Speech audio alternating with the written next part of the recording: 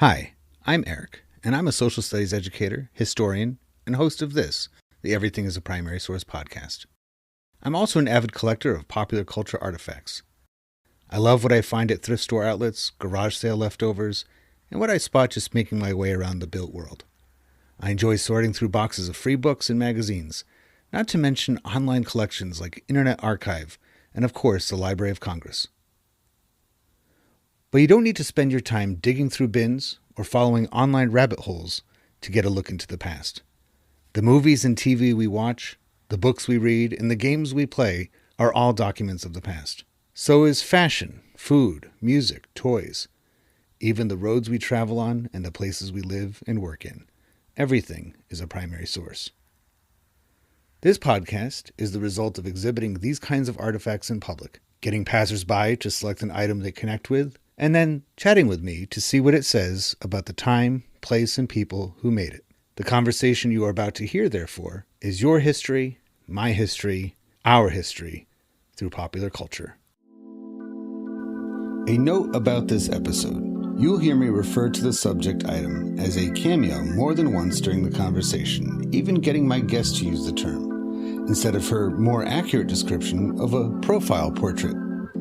Cameos are usually jewelry with embossed faces, while this item is a silhouette portrait. Now, with this correction in mind, let's hear what this piece can tell us about time and place. I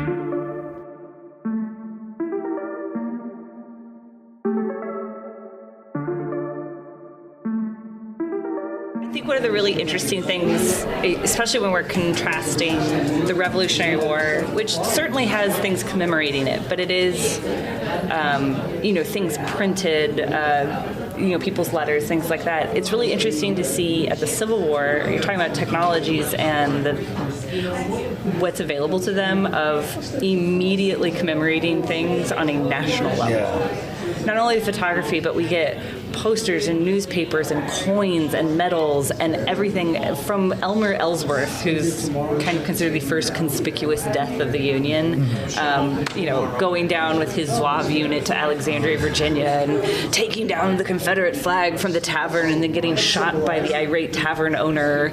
It's this incredible, out of a movie story that immediately people are like, Elmer Ellsworth on everything. Yeah. And you can collect Elmer Ellsworth stuff that dates from weeks after or days after he died. I think it has so much to do with the fact that they were fighting for the very thing that the Revolutionary era had created. Yeah. Right? So, those revolutionaries that founded the country, while they didn't necessarily do it all themselves, they set it up so that it would develop its own infrastructure, it would develop its own culture, it would develop its own identity and politics and everything in society, really. And so by the time you get to 1861, there's, especially in the North, an actual national culture happening. Yes. And so they see that as we're protecting the Union. Yeah, and you see that reflected in the soldier letters all the time. It's really interesting. These young guys would write home about why they were fighting. And more often than not, it is explicitly to preserve the Union.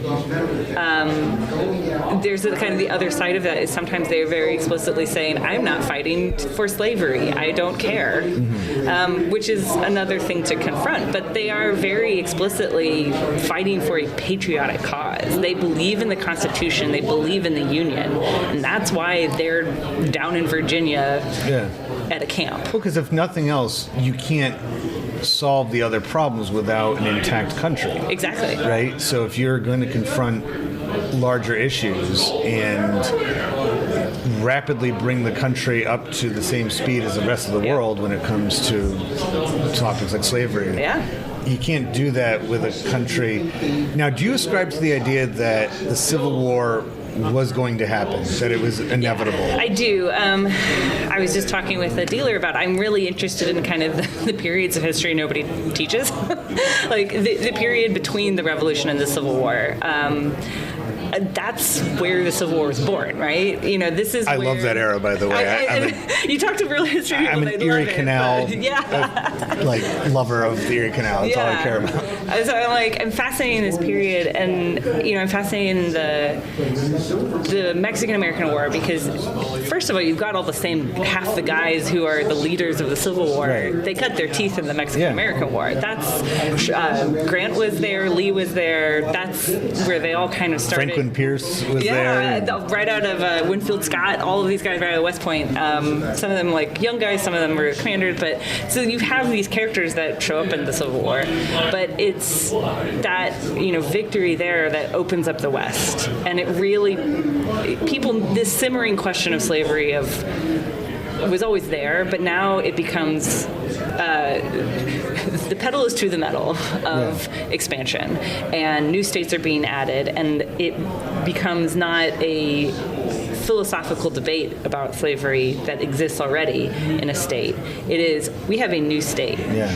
What happens? And you have two sides with very, very strongly held beliefs over what that should look like. And so, you get Kansas, Missouri, you get Bleeding Kansas, and that, I think, is, some people even claim that that's when the Civil War really started. Yeah. I think that's a little far, but I think it's the prelude for sure. And John Brown. And you have that mural that's, speaking of commemoration, right? You have that mural in the Kansas State House. Which is in every textbook in the country. It's wild. I think it was a New Deal it was, I think so. Funded thing. And it has, talk about a wild thing to have in your state house. But you have this, fire and brimstone, John Brown, Alpha, Omega, rifle in one hand, Bible in the other. Fringe jacket and just, But they put the Union and Confederate dead at his feet. Yeah. Right? So that's 1930s. In the 1930s, there's still Civil War veterans. They're very old, but and that's still really alive. The beginning of the Lost Cause as really taking over as a philosophical idea of commemorating the Civil War. I think about Gettysburg nightly. No, just I do. Right before bed. Well, in a way, so I think about Gettysburg a lot. I love visiting there. I'll tell you a crazy story about it after we're done here, but I just all those memorials and monuments there. Yeah. They didn't show up all at one time. No. And you can mark the changes in attitudes about not only that battle but the war itself as time goes on. Yeah.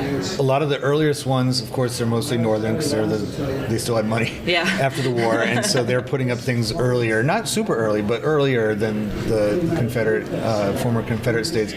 And a lot of them very simple, very obelisks and stuff like that.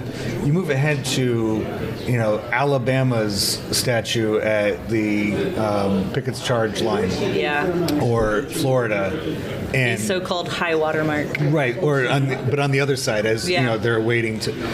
Elaborate, very fanciful, because they're from the 50s and the 60s, the 1950s and 60s. Yeah.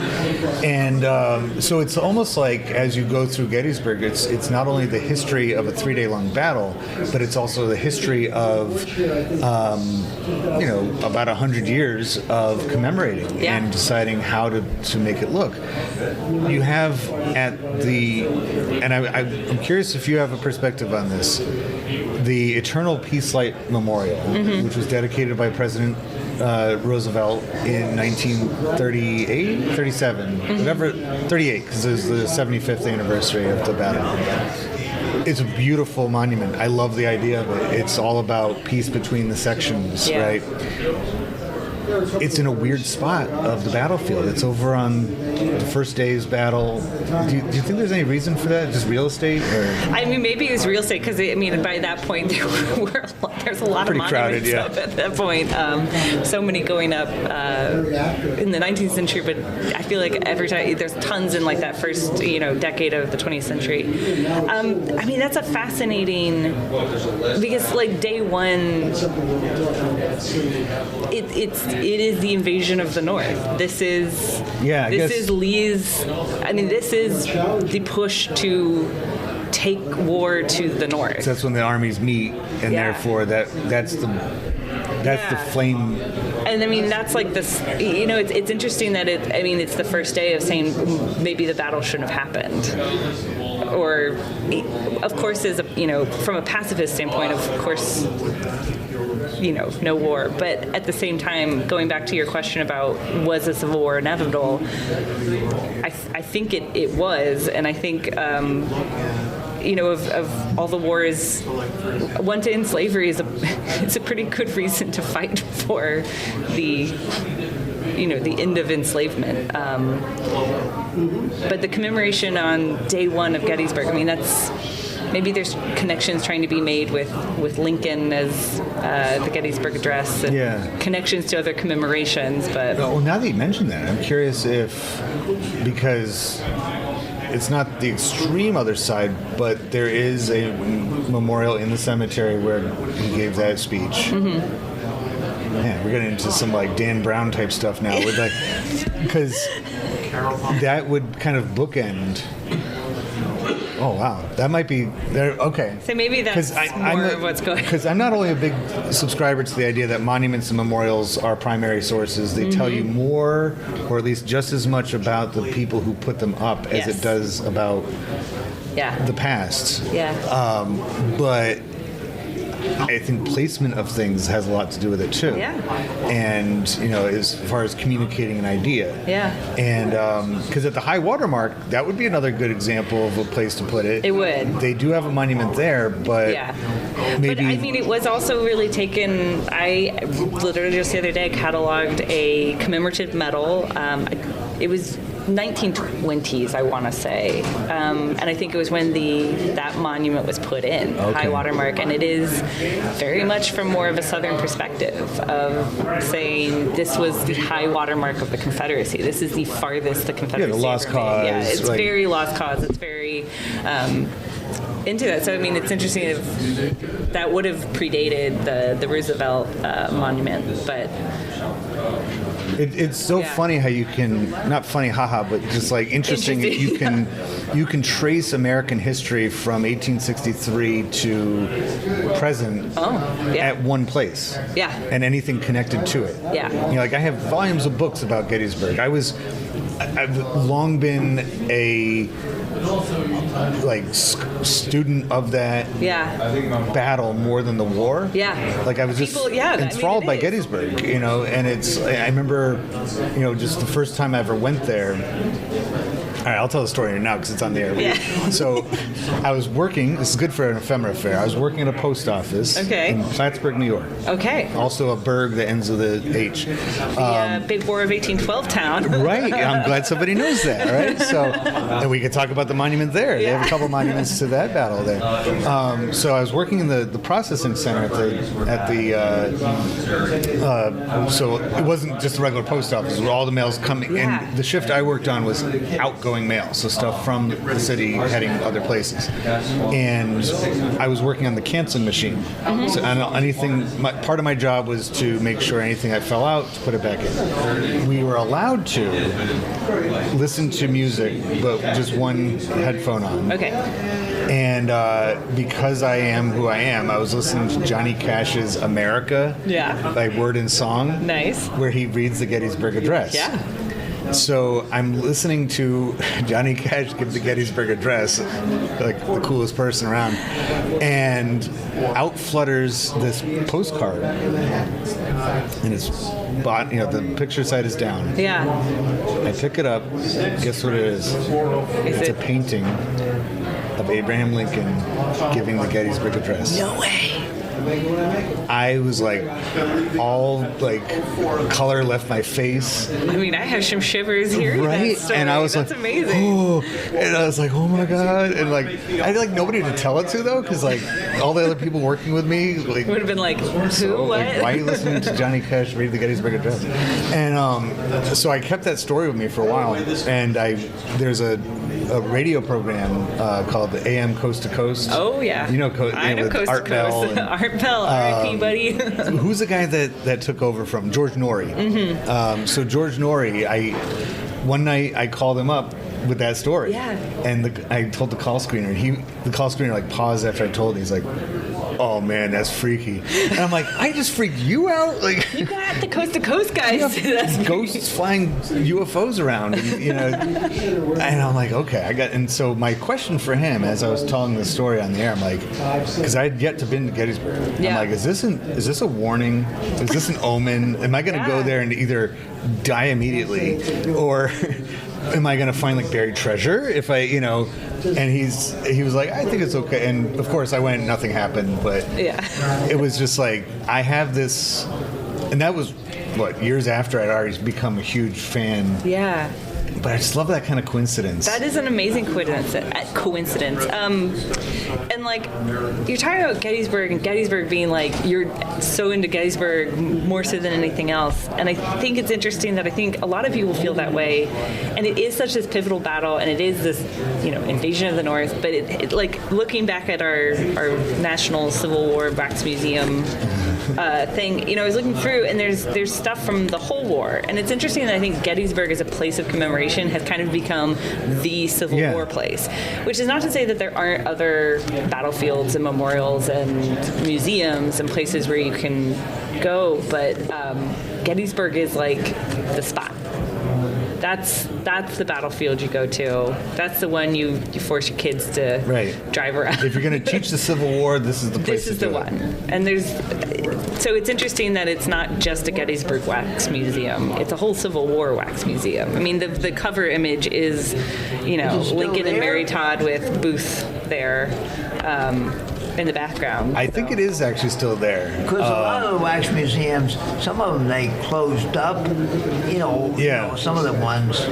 I know that the Visitor Center, which is built around the same time and had that same mid-century look to it, burned down. Yeah, it did. It was like soon after I last was there. Yeah. I kind of wish I'd taken some pictures of it. It wasn't me. And the building across the street had a car. Gettysburg's kind of lost its veneer, like I said. It doesn't have that same draw it once did. It's always weird when you're there and there's like stuff that has nothing to do with the Civil War in town. Yeah. Like comic books. I'm like, I know people got to live their lives, but like, why would you live here if you weren't all about Gettysburg?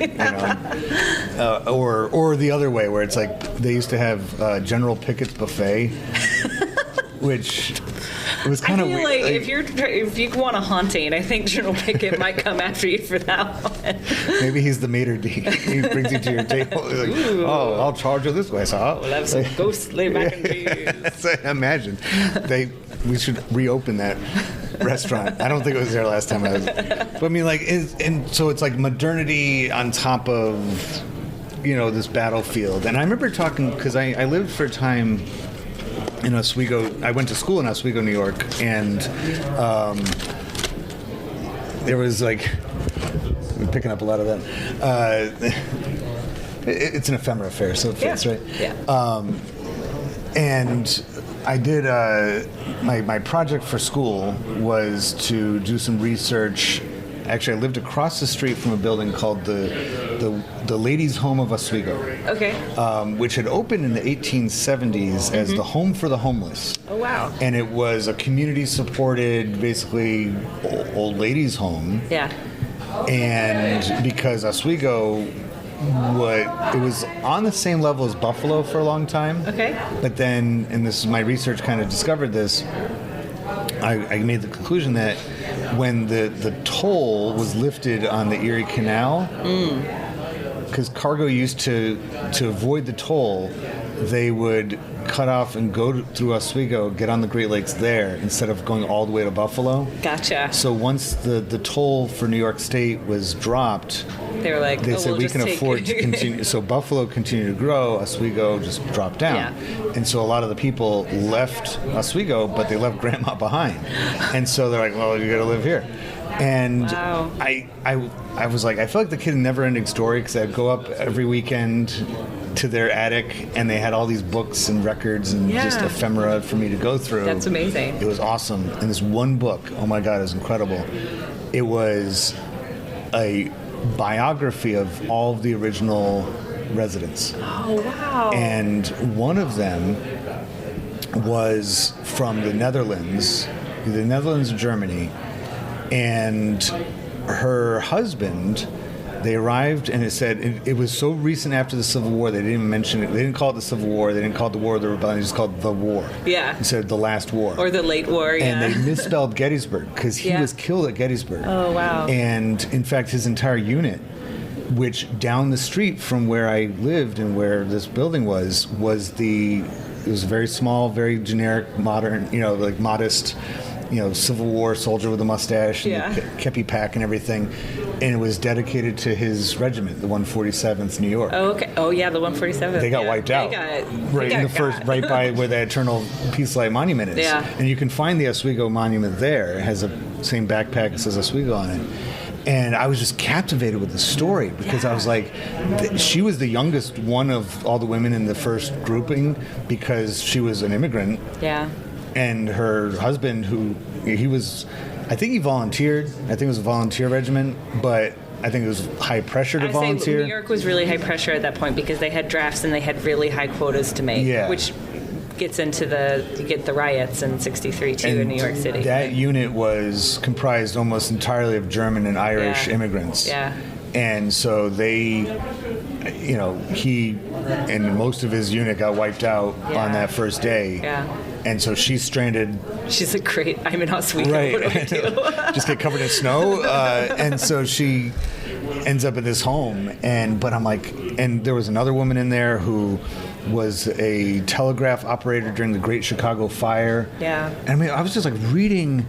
Yeah. And it was like, these stories are so incredible. And I don't know where I'm going with it now, but I guess, because I got so swept up in her story and her husband's story that I'm like, I could go back to Oswego. But it was like the most amazing block in the entire city because right down the street from there was the Oswego Historical Society building, ran by one of the coolest historians I've ever known, one of the most realistic guys. He would have just got really mad at me for saying one of the first. He's like, it's either your first or you're not. There's no such thing as one of the first. He had on his shelf in his office the Congressional Medal of Honor that was given to Mary Walker. Oh, wow. Posthumously. Yeah. Because she had been a surgeon during the Civil War and a spy for the Union. Yeah. And she was from there. Yeah. And so he had it. I'm like, oh, can I see it? He's like, oh, that one that's on display, that's the facsimile. This is the real one. He shows it to me. But he was telling me that when a lot of those veterans from that regiment, the ones who lived, went back, they were arguing with each other. No, we were over there. There. I remember that hill. That's the hill we were on. Come to find out, that hill was not there at all in 1863. That it was the imperfection of memory. And it's like, but they're like, no. So it's like, even those monuments and memorials that scatter the ground there, I mean, they're general, no pun intended, but, like... No, I mean, like, you talk about, like, even eyewitness accounts from 2 days after an event and the unreliability of them. So, and then asking war veterans who had seen the horrors of the battle. I mean, you're talking about the 147th New York. That's, there's got to be some untreated PTSD that they're probably dealing with, and then asking them to go back to the site of their battle and be like, where was it? I mean, you can't imagine necessarily the best accuracy, but it is really interesting about like the post-war era of everybody's kind of publishing regimental histories, biographies, sometimes memoirs and their own tale. Sometimes it's written by a son or a widow. But I mean, it's this great proliferation. But there's also some where it's like, I love reading the bibliographies of these. Like Nevins will really comment on, like, I had a pamphlet of a guy who supposedly had been held at Andersonville. And the bibliographer's like, there's no evidence this guy was from Andersonville. So, I mean, there's sometimes invention, and then sometimes they're like, this doesn't match up with other people's accounts of things, or, from what we know of, like, all this other reports, this doesn't fit, or... sometimes they're like, yeah, no, this is super accurate. But, it's this memory as a living thing. Yeah. And sometimes being used. Sometimes, I think it's just, memory's imperfect, but sometimes a point is trying to be made by people, too. Well, like we were saying before, it was a collective,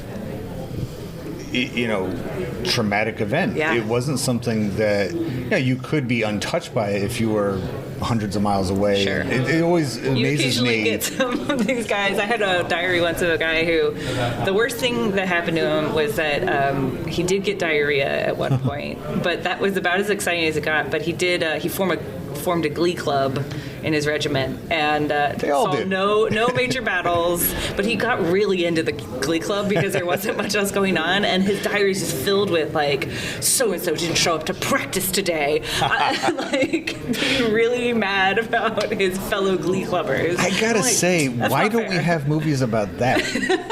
Because, honestly, wouldn't it put a new perspective on that entire conflict and everything about it? And it's the same thing with other wars get similar treatment where there'll be a story being told that just, I guess Little Women would be kind of like that, where the war's going on, but it's not present in their everyday life. And there's even perspective. Soldiering age, like Laurie is absolutely of age that he'd go to war, but he's not. Yeah. Because he's a rich kid and can just sit at home and study and he's and in stuff. a state that's not forcing people into a draft at that right. point. So. And even if they were, they would just go to Boston and get all the immigrants, and they wouldn't go to the suburbs and stuff. And it's like, it would be really, I don't want to say a comedy film, but to kind of give it that, to flesh it out, because unfortunately, very few movies are going to be made out of boring things. Yeah. Right? You want action, you want to have a point, you want to do something great, but at some point or another, you need to have some kind of media that fills in the gaps and makes it clear to everybody. Just like, recently with the Los Angeles fires, from an outsider perspective and the way that media covers it, you would think that entire city was on fire. Yeah. And not just sections of a sprawling metropolis area that goes on for miles and miles and miles. Yeah. So it was a big deal, and of course the people who lost their homes and their livelihoods and their lives, awful, terrible, it may as well have been the end of the world. But the rest of the country, the rest of the world's like, oh, LA's gone. Yeah. And so same with the Civil War, it's like everybody was either killed or going to be killed every single day, and the reality is, like you said, there's plenty of people that were in uniform but never even did anything. Right. There's on garrison somewhere, and like that one guy, he just kind of like, they moved around. They were in the Eastern Theater, but managed to miss every battle. We were late. Like, it was one of those, like, practice. Some guys have all the luck. But then, the next letter you read, you're like, oh my God, like, he started at, the first Battle of Bull Run and goes all the way to, the Siege of Petersburg. And you're like, and every, it's like the Forrest Gump of the Civil War, Fredericksburg, Gettysburg, all of them, the Wilderness, Overland Campaign. You're like, you poor baby. And then what must have happened to him after the war? What must have been his perspective on things? They didn't have, I don't even think they called it shell shock. I don't think it was a World War II. That was later, even though they had shells. You get these stories too. Going to this, you get these really tragic stories in the 1870s and 80s of guys trying to integrate back into society. They try out a few different careers, and trigger warning for people, but they end up taking their own lives. It's a very common story among these veterans, and it's the reporting is sometimes so insensitive too, because it's often accompanied by kind of like a mental breakdown or an episode of so and so went off and is lost and when is manic, and and they don't write about it in sensitive terms. They're very little understanding of the mental health crises that these men were going through, and so you sometimes will get the newspaper or the obituary and so and so is literally they're just they're going crazy, and because there was you had the GAR units, there was a lot of veteran stuff, but at the same time there was not the mental health care for these men. So they barely had regular health care, so they weren't about to move it up to their brains at all yet. I wonder if that sets the stage for the next generation, the generation after that, and their treatment of the war, because you end up with those who have no connection to it at all, as in they're like politicians or they were business people during the war, and then their kids or people that weren't old enough to serve and have that kind of like, they feel envious that they weren't able to do it. And because you can mark, just like on the battlefield of Gettysburg, you can mark throughout history attempts, both subtle and very overt, of trying to mend the two sides. Yeah. And to, yeah. I think about during the Spanish-American War, the two generals, they're both way too old to be leading anybody, but they give, I forget which ones it was, but they give a former Confederate general and a Union general the command of their forces. Yeah, so I can't remember which ones they were, but yeah. Because 1898, you're still feeling the effects. Yeah. And then you had 20-year-old, 19-year-old guys serving in the Civil War. I mean, they're 60. Yeah, that's something. Age enough to be able to have opinions about things. And I would surmise, and I think this is true for pretty much any war, those who actually saw combat are far more likely to be willing to make amends with their former foes, that they would be the ones that you see shaking hands and even embracing at the wall at Gettysburg. Those are some of the most moving pictures you can see. Yeah. Especially the moving picture ones where they're moving. Yeah. But and then you have, move ahead to World War II, where, Japanese soldiers and, the guys at Pearl Harbor make amends with each other, right? Or Vietnam veterans going back to that country and touring around, and it's so hard for those of us who have never seen combat to imagine that. Yeah. But the ones who are not involved are usually the fire and brimstone one. Right. Wasn't there a town in Georgia? I forget the name of it. There's a town in Georgia that was settled, and this is the ultimate commemoration of the war, settled intentionally by veterans of both sides. Oh, interesting. And they named their streets. Like the center of town was one thing, but each street was named after the different commanders of the armies. Wow. And I've not heard of that. I'm going to have to look that up. That's so really fascinating. It's featured in the book Confederates in the Attic. Oh, yes. By Tony Horowitz. Yes. And when I lived in Maryland, something more organic happened where the town I lived in was far enough north in Maryland that there was in the town square 2 Civil War plaques and memorials. One for the Union, one for the Confederacy. Yeah, and Maryland was, man. But then the further south in Maryland you go, no Union stuff. Yeah. Or just Baltimore. Some really interesting stuff comes out of Maryland, though, because of that. Like, you've got, Confederate things or, secessionists who are still in Maryland, and it's just this hotbed. I mean, and I'm in Cincinnati, which is really close to Kentucky. Yeah. And Cincinnati, its involvement was kind of as a staging place. And then we also had John Hunt Morgan's raid, his unsuccessful. It actually goes right by my house. There's little signs that talk about commemoration. I drive. Any ghosts? Not that I have come encountered with. He was trying to find this artillery mill, an ammunition mill that was north of the city. And I know where it is. It's a brewery now called Cartridge Brewing. Makes sense. Pretty good. It's supposed to be really haunted. But it's hard to find, and he couldn't find it. But it was, this area that had been this major stop on the Underground Railroad because it is right across the river from a slave state. Harriet Beecher Stowe wrote Uncle Tom's Cabin from there, right? Yeah. I have a friend who's works at the Harriet Beecher Stowe House. It's right there in Cincinnati. We have the Underground Railroad Museum there now. It's a fascinating place. I mean, it was a diverse city, and it's Robert Duncanson was a black painter who was working in Cincinnati too. And one of his famous paintings is a enslaved family who is looking from Kentucky across the river to Cincinnati.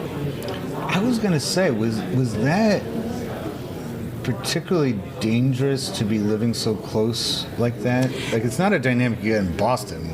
Yeah. Even though there's slave catchers in Boston too, but it was not where a lot of black people stayed. I will say because it was so close. My daughter, she's only 7, but she's learned about how when it's the pre-global warming era, the rivers would freeze, and that's when a lot of fugitive slaves would go across to Ohio, but a lot of them would continue north because we were so close to Kentucky. I think it was there that de Tocqueville on American Democracy makes the observation that on the Kentucky side of the river, it's all gloomy, because it's a slave state and that exists there, and the competition's not there. Yeah. You go across to Cincinnati, and it's like the most happening place around. Everybody is moving, and it's like you don't get too many very compare and contrast. I mean, does it still have, in present day, can you tell you're in Kentucky or Ohio when you cross the river, or does it seem pretty much there's an Applebee's on both sides? That's a good question. I mean, I do think there is a little bit of a difference. And I would say that like Covington and that Newport and that area, just like right on the river, feels much part of Cincinnati. But Cincinnati also feels like a little less of Ohio and more its own independent republic on the river. But it's, going back to the Civil War, it was this place of like troops gathering, and there was an arsenal there, and a lot of troops were trained in these camps around Cincinnati and then went elsewhere. But Kentucky became this battleground state from the very start, and Lincoln, being a Kentucky man, knew that, and he said, we have to keep Kentucky in the Union no matter what. And John Hunt Morgan, going back to him, he actually tried to raid Kentucky in '62.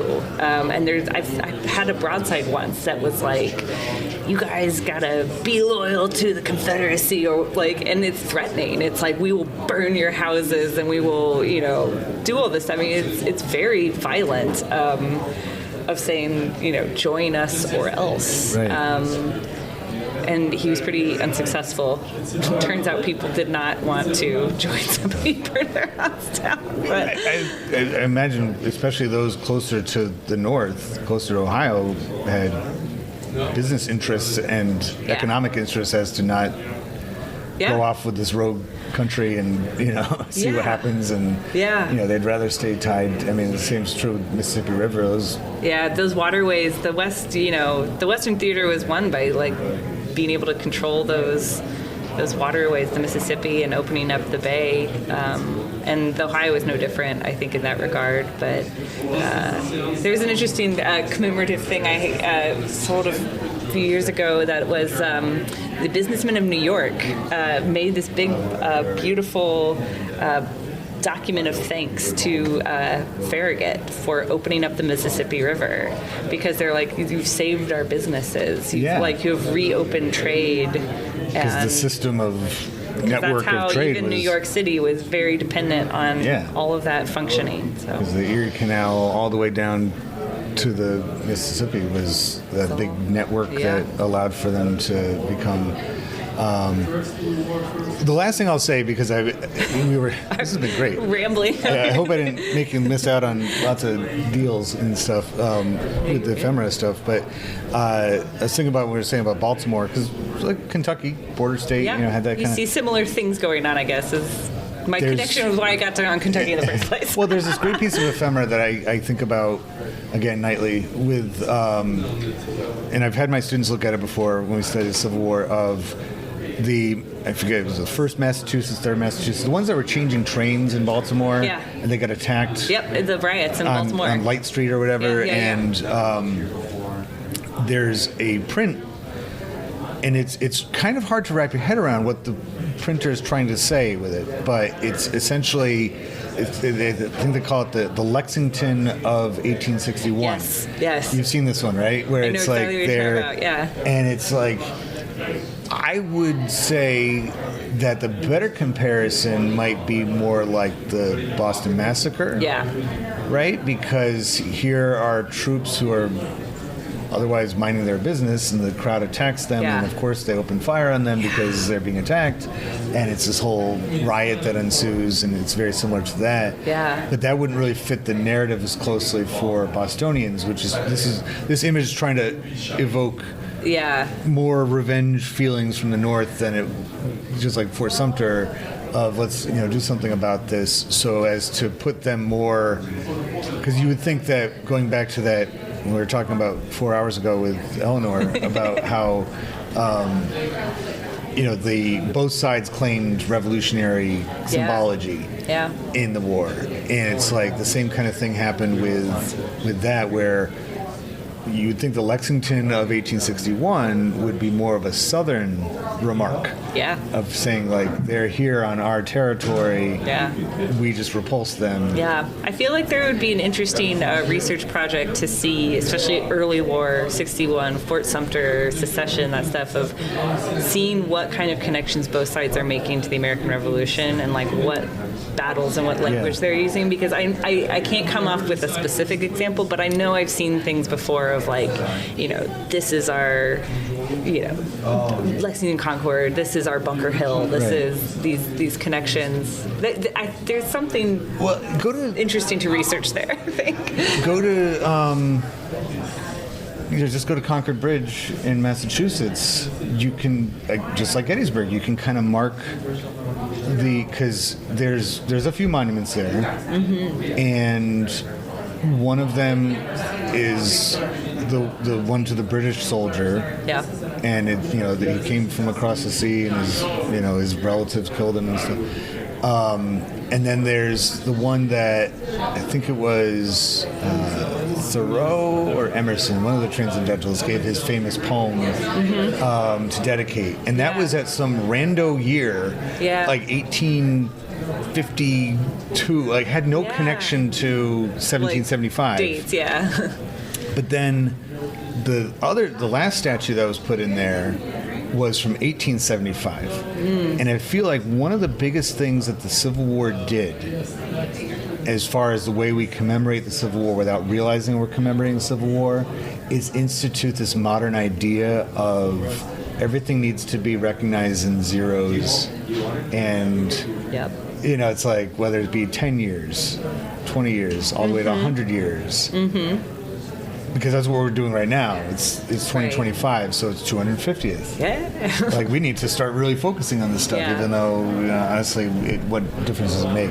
Well, this is, I think, a great conversation that's going to be definitely, I think, don't you say July 1, 2, 3 would be a good time to put this out? I know we have to wait a little while, but time to commemorate. This will be perfect for that. So, Danielle, thank you for all of your time and wonderful insights. This is so much fun to talk to you about this stuff. And, as you know me by now, we're best friends at this point. I love Gettysburg and learning about it and getting other people's perspectives about it. And this has been wonderful. Thank you so much for having me.